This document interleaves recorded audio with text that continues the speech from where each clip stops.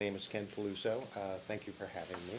Um, about myself, I'm 57 years old. I'm married, have two children, two boys and two grandchildren. I live up in Palm Harbor. I've been a chiropractor up there since 1986 and just sold my practice on December 31st, 2013. So a lot of life changes here, but sometimes life's a matter of timing.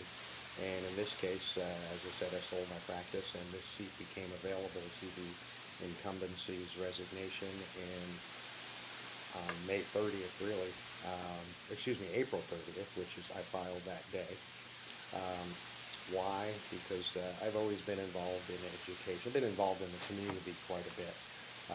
Been on every board imaginable up in Palm Harbor and North Pinellas. You have my information, so I won't go into detail about that. Was elected twice in Palm Harbor. I chaired the Early Learning Coalition. I've always felt that our communities absolutely have to engage the schools. It's true of any organization, it's my belief. In order to be successful, you have to be engaged with the community. So there were numerous ventures over the years up in North County where I kind of spearheaded those results. So I've always been an advocate for education, and as I said, this came up and it was perfect timing. Over the years, I've always felt like our school board over the years has evolved quite a bit and not necessarily in a positive way. Don't take this wrong as a prior teacher. I don't feel like our school board should be made up primarily of teachers. I don't think any board should be made up of one type of individual. I think we need a more diverse representation from the community. And sorry. I'm in 100% agreement with you talking. Okay. I just saw that look. Wasn't sure about that. It's funny. I was at my PCTA, Pinellas County Teachers Union, interview a few weeks ago, and I said, this is probably the last group in the world I should say this to, but I don't think the school board should be all teachers. And I guess they agreed and they endorsed me. But I really feel we need someone who's raised a family, had a small business, knows what it's like to pay the property taxes and everything else that goes along with that. And I think we need someone that's been embedded in the community. And I feel like I meet that criteria. So really, outside of going over what is already on these forms about my past history, I will just field your questions, and feel free to ask me anything. I'm sure you will. Okay, all right. And these are the same questions everybody gets? Understand. Yeah, Understand. okay. What are the pros and cons of pursuing federal money for local education? The pros are the money. The cons are everything else attached to it. It's unfortunately by accepting the federal money, we are accepting the criteria in which we have to use it. And that's where my issue is. I don't like it. I don't think the federal government should have their hands in education. There's very little positive I can say about that entire system.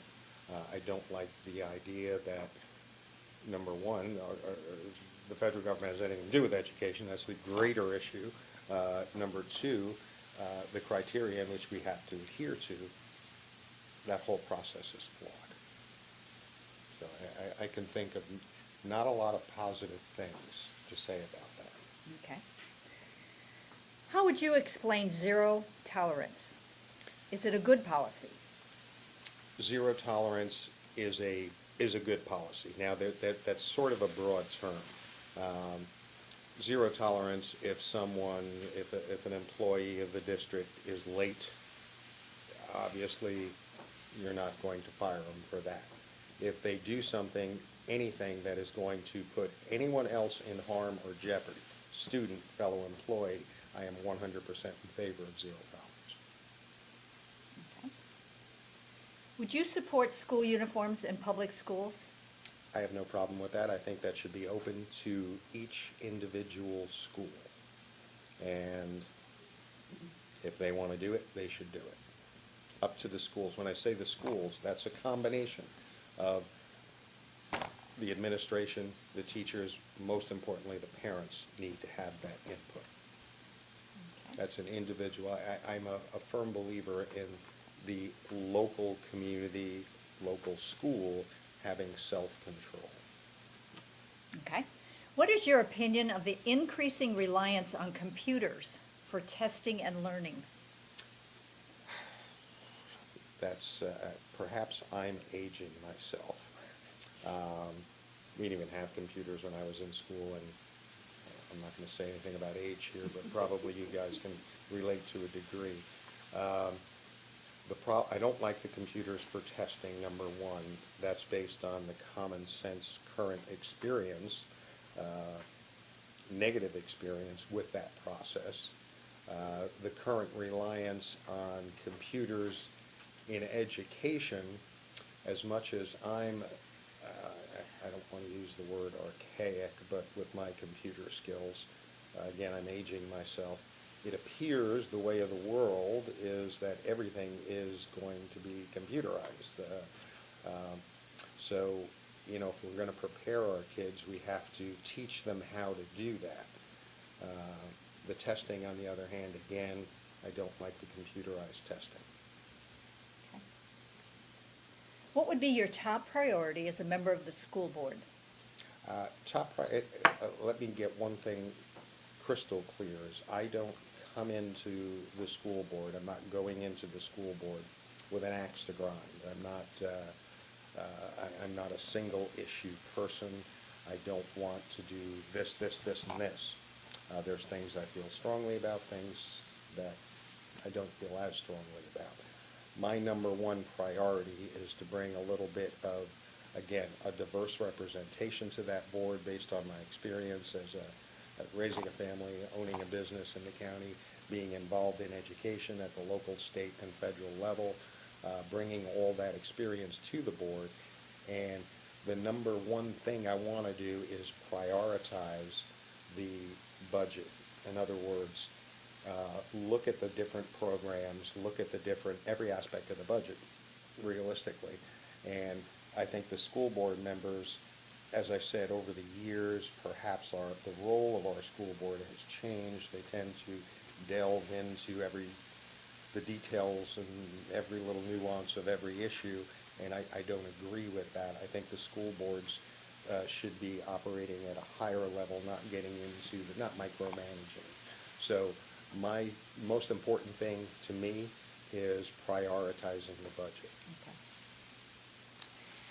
Should Florida institute Common Core? No, I don't think anybody should institute Common Core. Common Core has no common sense.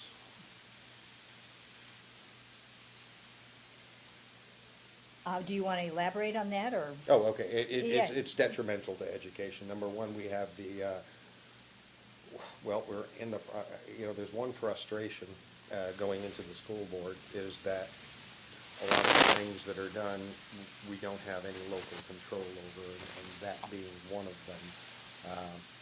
There's a Florida assessments, which we're told we're not doing Common Core, we're doing the Florida assessments, but it's simply stamping a Common Core package with Florida assessments and then adding some more things. It is Common Core.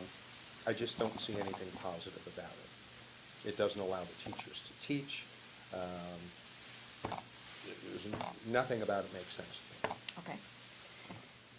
Are you aware of the amount of student testing required by Common Core, as well as those who will profit from this testing? Yes, unfortunately, a lot of the people we all know who one of the major backers of the Common Core testing is. I don't need to educate you guys on that. You could probably educate me. So yes, I'm aware of that, and that sort of gives you an idea of why we're heading down that road, or an inkling of why we're heading down that road. Ask your question again. Okay. The amount of student testing The amount. required, and who is benefiting from it? Right, understand, okay. Yes, and unfortunately, I don't like the idea of the student testing. I don't like the idea that the teachers, 50% of teachers' salary is based on that testing. The testing itself is flawed. For Florida, we don't even know our assessment test yet. They just put out some samples not that long ago, but it's being tested in Utah. Nothing against Utah, but I don't think it closely resembles our population, and just the idea of that testing in and of itself, I don't agree. Okay. Pasco County is considering eliminating the valedictorian and salutatorian designation and replacing it with a magna cum laude designation. Do you support or reject this idea? Why or why not? Okay, I think they just want to do a hierarchy, because obviously the cum laude, magna cum laude are already there. They just want to do away with valedictorian and salutatorian. What was that trying to say?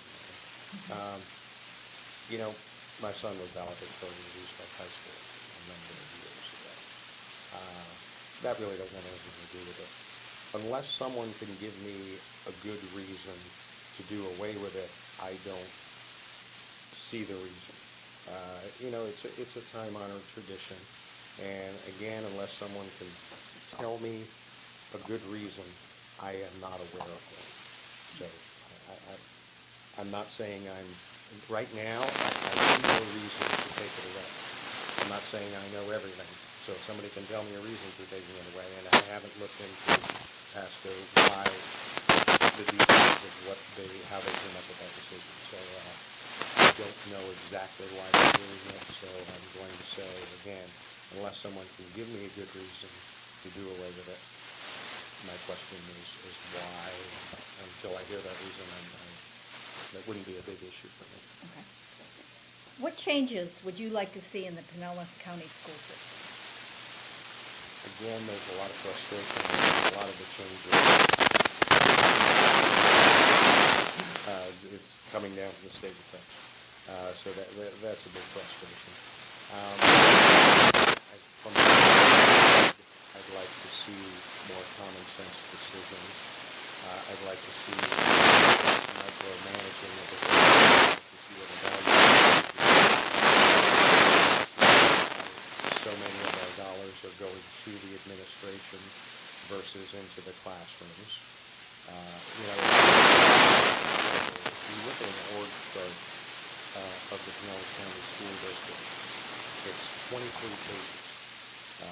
That's pretty intense. Granted, we have 15,000 employees, but that's a pretty hefty org chart.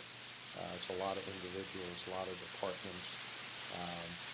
Don't know that we're optimally spending our money balancing classroom dollars and administration dollars. So that's going to take some looking into. But again, from the school board level, I think what I really want to see is prioritizing the budget. Of the budget, it's pretty intense. But that's okay. That's the role of the school board member, and make the pledge that we need to keep those dollars in the classroom. What it takes to keep those dollars in the classrooms, that's the action that needs to be taken. Okay. Would you be a champion for restoring the curriculum of American history from the founding to include an in-depth study of the Constitution at the secondary level? Absolutely. I don't know if we want to start at the secondary. I think we should start way back. I had the pleasure, honor, I don't know what to call it. Growing up, my father worked for the U.S. government, worked for the Department of Interior. Pre-9/11, Department of Interior was in charge of a lot of things that has been since taken over by Homeland Security. But his job was to go to historic sites and make sure that the people that were, or entities that were trying to become historic sites, and then also existing historic sites, make sure the funding was being kept up for it. So I got to go around with him on that. Grew up and used to spend summers in Washington, and his job was in New York, Boston, and Philadelphia. So I had a lot of experiences, which I'm very thankful for, that I got to go to a lot of these places, earned a huge respect for what our forefathers did, how they started this country, and it is imperative that our current younger students know and understand how we started. If we're not aware of our past, we don't know who we are. And if we listen to mainstream press and what we see on the internet about our country now, if that's how they're getting their ideas of where we're at and where we're going, then we're in trouble. We need to, every school, every student, it's the parents' obligation too, to make sure that the school needs to teach what our forefathers went through, their principles. I got the word. I'm done. Okay. You have, how many minutes do we give them for the wrap-up? A couple minutes. Yeah, that's what we've been saying, yeah. Okay. So, Well, again, I've been an education advocate since the late 80s up in Palm Harbor. I believe the community needs to engage the schools. I think the schools our school district needs some common sense leadership. Right now, I don't feel like our board is diverse. I don't think we truly represent the communities, the families, the businesses that make up our district. That's my primary reason for running. I feel my qualifications warrant that I have I'm qualified to do that. I've gone through those steps in my history where I can represent the community and bring common sense leadership and a diverse representation. I'm not quite sure what happened with our representation at the school board over the years. I'm not quite sure how that transpired, how that happened. But we need to reverse that. We need to truly represent our community. That's my goal, and that's my promise. And we need to I think I pretty much said it all, actually. So I really have nothing more to add. I'm happy to, if you guys stay here again, till you throw me out. okay, Saul, you want to turn the